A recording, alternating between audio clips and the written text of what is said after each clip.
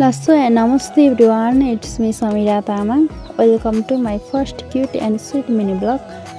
मलाई चाहिँ यस्तो भोइस ओभरको भ्लगहरु चाहिँ एकदम धेरै मन पर्छ के सो आज चाहिँ मैले पनि फर्स्ट टाइम ट्राई गर्दै छु कस्तो लाग्यो कस्तो भयो प्लिज कमेन्ट डाउन अनि हजुरहरुको मनमा यो पिंक पिंक लाली गुराँस कहाँबाट आयो भनेर कन्फ्युजमा हुनुहुन्छ भने कन्फ्युज नहुनुहोस्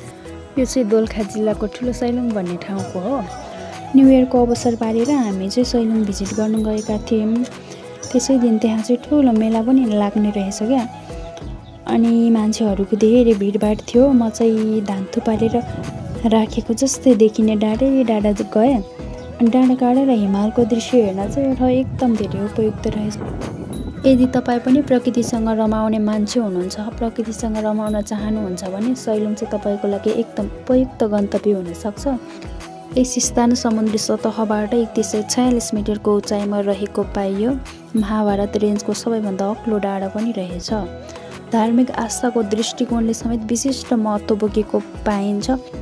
जिन्दगीमा एक पटक पुग्नै पर्ने आउनै पर्ने ठाउँ हो सैलुङ जहाँ जति नै लामो समयसम्म बस्दा पनि धित मर्दैन साच्चै सैलुङ मनमोहक नै छ के